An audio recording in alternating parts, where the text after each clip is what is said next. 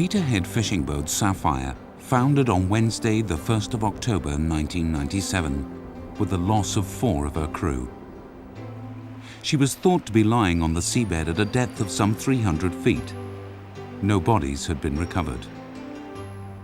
This film is the story of the quest to raise the Sapphire and to bring home the bodies of her lost crewmen home for burial. The weather conditions during the search for the Sapphire were excellent, and she was found lying on her starboard side in a sandy hollow on the seabed some 12 miles east of Peterhead. On completion of the location program and the inspection for the MEIB, I was contacted by representatives of the trust representing the families of the men lost on the Sapphire, and they requested that I put together a feasibility study identifying the best options available for the recovery of the Sapphire. With the authorization and cooperation of the Marine Accident Investigation Board, Dronick was able to quickly prepare a report based on data compiled during the search for the Sapphire. When we go out on site, it's our intention to do the lift through the water column of 85 metres in one go. Previous instructions might have led you to believe we would do it in 2 or 3 options. And the discussions in Rotterdam have led us to an understanding that it is now possible to raise it through the 85 metres in one lift. The report concluded that it was indeed feasible to raise the Sapphire. It recommended a diverless operation involving a salvage barge with a huge sheer legs crane. Dronick costed the operation at £380,000. This was based on chartering the Smith vessel Taklift 4, which at the time had just completed work in the Firth of Forth. Based on the information that we had been given that the Sapphire was full of fish at the time, taking her dead weight and the lift through 87 metres of water, we were expecting to be subjected to some very heavy weights in the initial lift, and that was far easier to control with a lifting barge of the style of TAC 4 or TAC 7 than a semi-sub light regalia. Amid a clamour of emotionally charged and lengthy public and parliamentary debate, the government declined to finance the salvage operation. In the meantime, the weather window was closing, and the widows, supported by their trustees, launched an appeal for the funds required to raise the Sapphire and recover the bodies of their menfolk. At an emotional press conference with the relatives of the missing crewmen, they announced that their target was to raise the money before the weekend deadline to charter Smith's lifting barge, the Taklift 4. The response from the public and the major oil companies working in the North Sea was immediate and generous. Within days, the appeal passed its target. Dronick was given the go-ahead to charter the massive Dutch lifting barge. The weather on completion of inspection and location leading into raising the Sapphire was, again, very, very favourable for submersible operations. It was extremely difficult to allow the client, in this case, to understand that there are limitations on weather windows and sea states when doing a lift of this nature. At the time the recommendations went forward, we had Taklift 4 sitting in the Forth. The weather was perfectly calm, ideal sea conditions, and we were rather disappointed when we were placed in a position, having given all the data that was required, not to be allowed to continue that operation at that time and to be enforced into a long delay. This delay of some 10 days in funding and mobilising the operation turned out to have quite a catastrophic effect.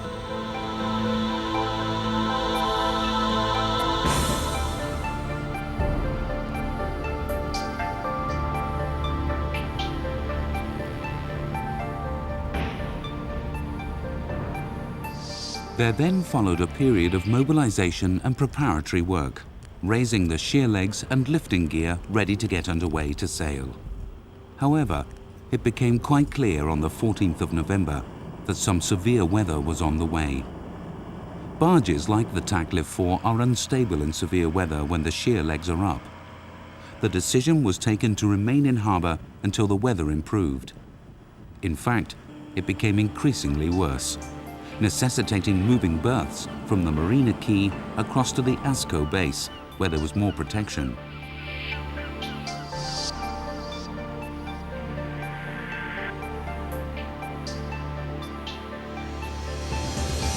However, this delay was put to good use, enabling the recovery team to visit vessels similar to the Sapphire, familiarizing themselves with the layout.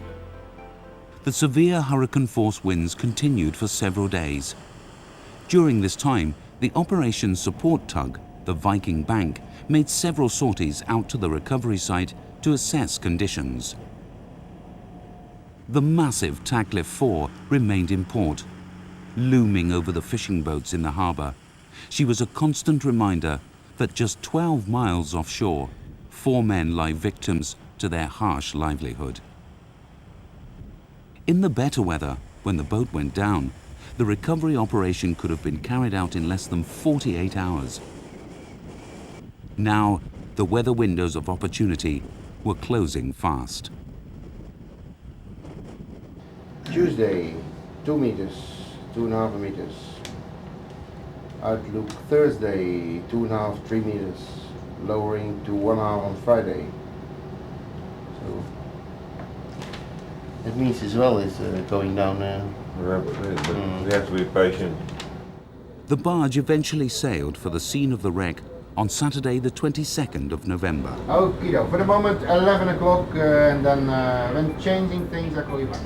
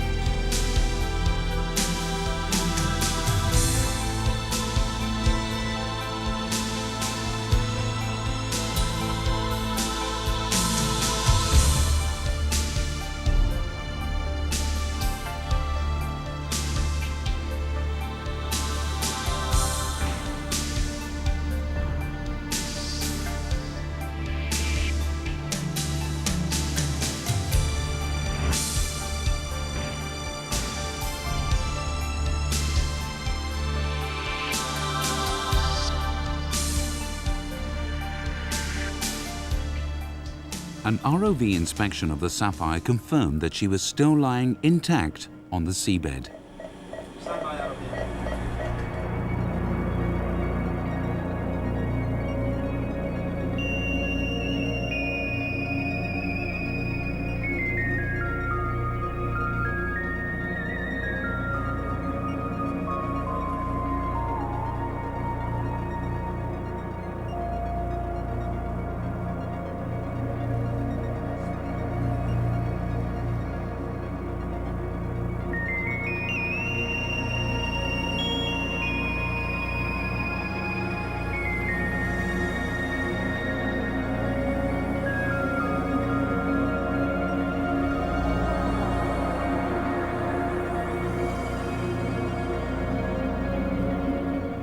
The operation was called off at 0600 hours on Sunday the 23rd of November. Yeah, around 11. Well, it's okay. We give you a shout when we are an hour off. Weather conditions with swells in excess of 6 meters made it too risky to continue. Lifting in heavy weather causes rapid movements of the barge. That is accentuated up the length of its A-frame. Therefore, 2 inches of movement on the seabed, by the time the shear legs move the 2 inches through the rocking of the vessel, and the movement on the surface, that's accentuated to very rapid, severe jerks on the wires that are placed around the Sapphire for the purpose of lifting. The barge returned to port on the 24th.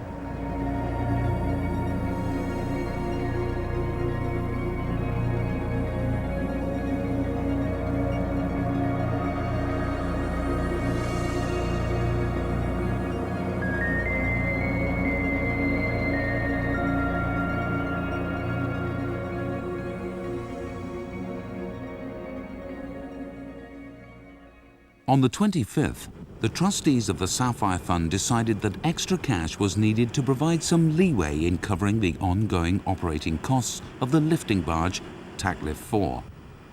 An appeal for an extra £100,000 was made to provide a safety net. Once again, the public and businesses alike responded immediately and generously. One of the more high-profile donations was a personal pledge of £25,000 to the fund from Virgin boss Richard Branson. Frustrated by continuing hurricane-force winds, the barge then remained in harbour until the 29th of November.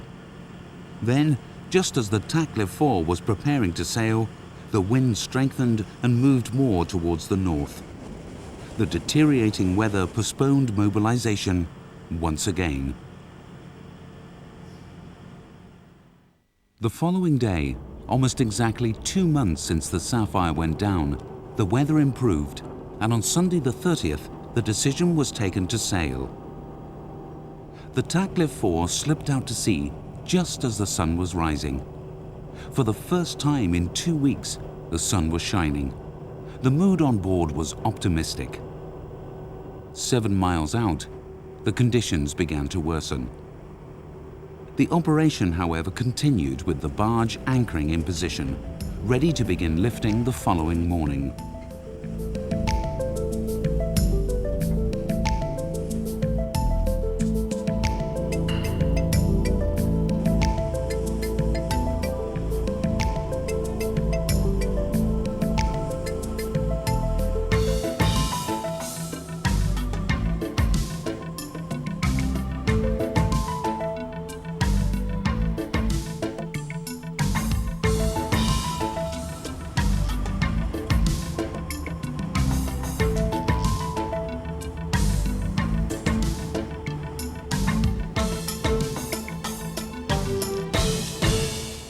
Overnight, there was a further deterioration in the weather, and by morning the sea became a maelstrom of lumpy water and a cocktail of horizontal spray and driving snow.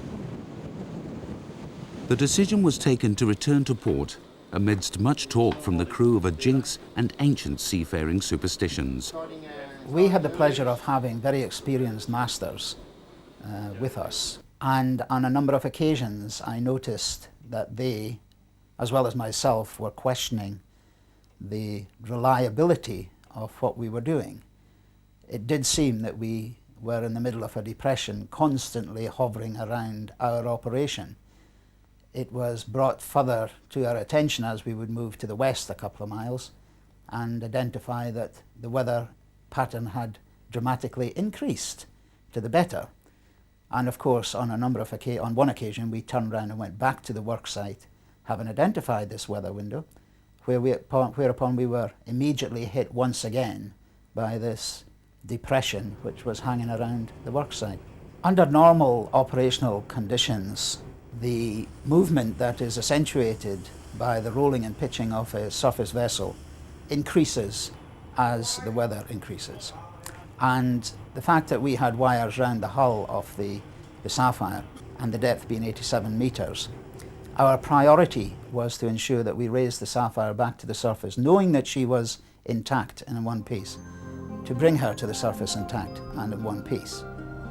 If the barge had been caught out in severe weather, with the Sapphire in the lifting slings, it could have broken apart and been lost, along with the bodies, forever.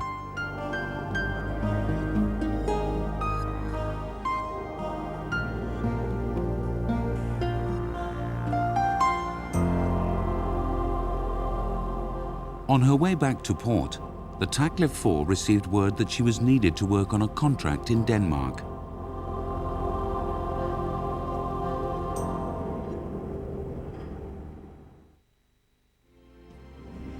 On the 2nd of December, she was replaced by the slightly smaller taklift 7. The changeover was completed in port during a period of calm.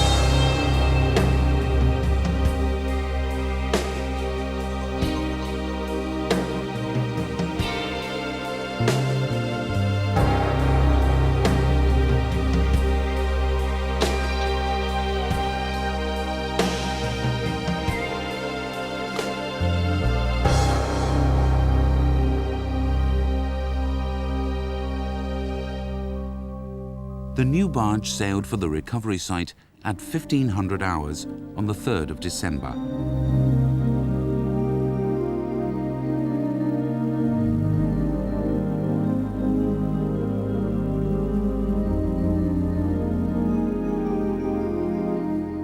There, with relatively calm weather, everything went according to plan, until, with the Sapphire moved into an upright position, a lifting wire snagged after becoming entangled in the Sapphire's mast. It sheared, forcing the taklift 7 to abandon the lifting operation.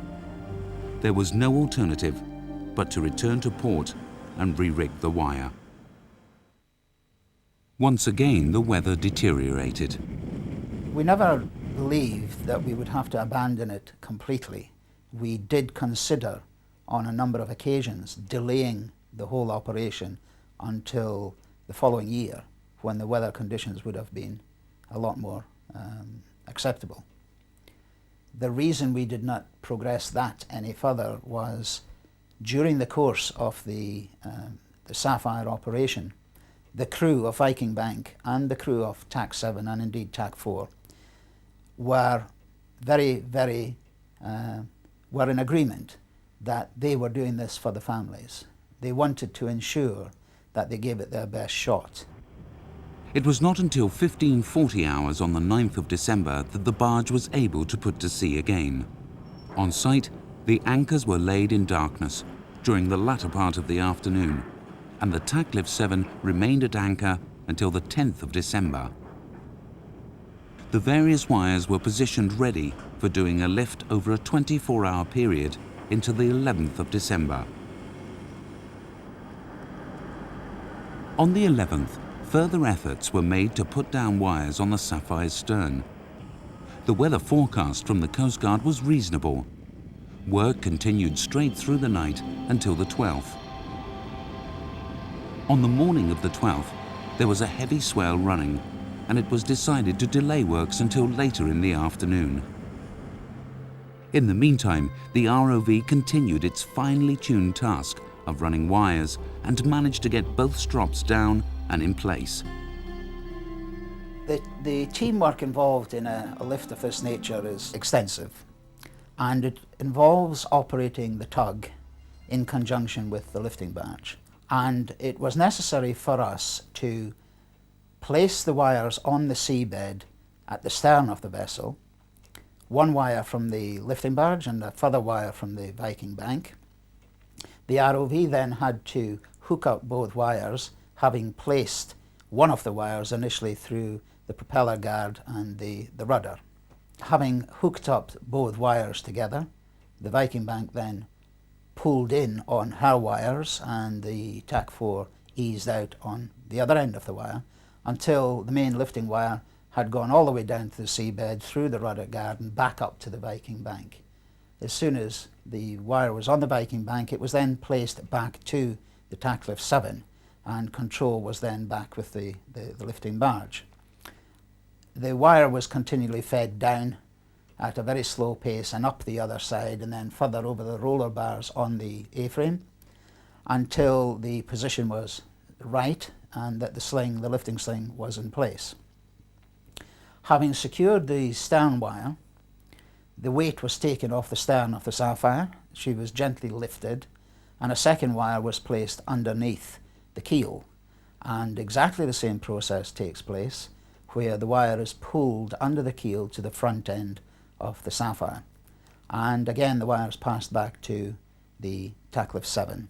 Having secured both wires, it's a matter of gently taking the strain and ensuring that both lift wires are in an exact position to balance the casualty in the sling.